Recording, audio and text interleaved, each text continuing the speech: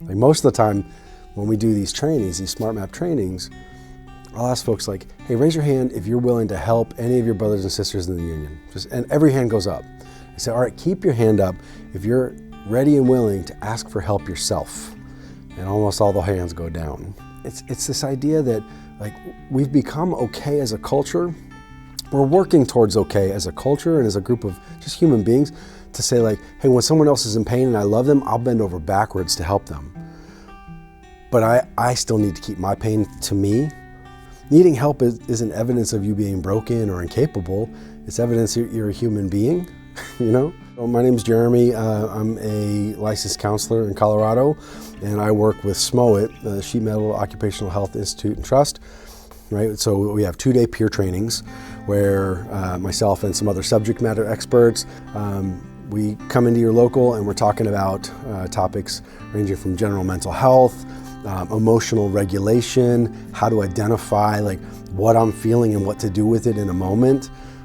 We address the stigma around mental health. We talk about suicide prevention and awareness, and all wrapped up within this idea that you want to help your brothers and sisters in the union, but if you don't take care of yourself, you can't do it.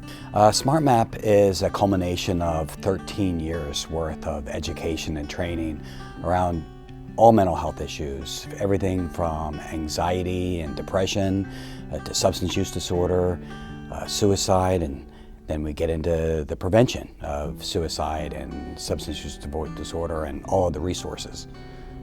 My name's Chris Carlo, Director of Wellness and Mental Health Support.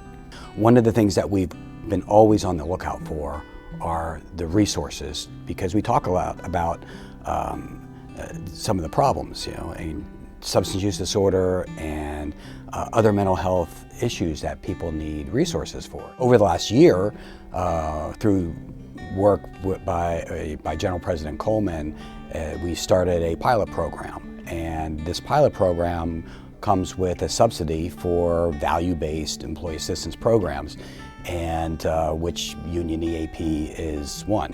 And so this subsidy is something that's available to local unions that are in the pilot program and will be expanded to all local unions. You know, we do a couple of different trainings. One is like a 3-day training, which is general awareness, and we cover everything in the spectrum over 3 days, ending with the idea that we want to bring peer training into the local unions, and that's the second training that we have, which is a 2-day peer training. We do it in local union. So when somebody attends a 2-day training, we try to make our trainings as, it's very relational, it's very interpersonal. We stand up there, we tell stories about our lives, about our struggles, about our successes as human beings, and as well as professionals.